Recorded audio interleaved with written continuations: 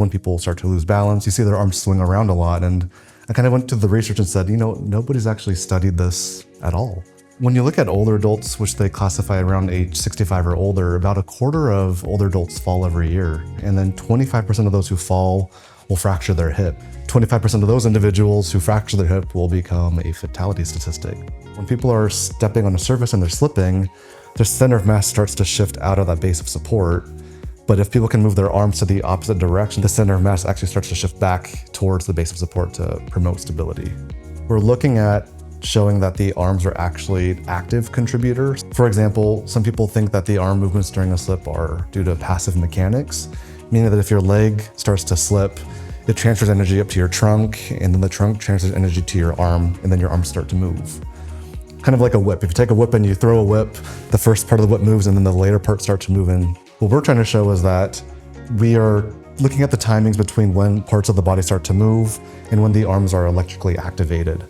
And what we've seen so far in the pilot data is that the arms are recruited way before passive mechanics come up, which is important for us because if it's an active control, it means it probably can be trained. Something from the nervous system is actually controlling it and can respond and be trained to move the arms more effectively. And then from that, we did some studies looking at how did the arms actually help stop people from falling to the side and measure that quantitatively.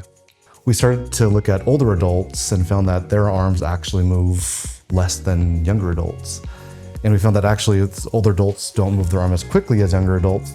One of the things that we're looking at is, or my kind of hypothesis is that if you do power training where you work on moving the arms rapidly, so bringing weights up really quickly, that actually trains the specific muscle we want to respond in a better way. What we're doing right now in physical therapy has been shown to be effective, training the legs for fall prevention, but we could be missing an element of training the arms that makes it a much more comprehensive fall prevention protocol.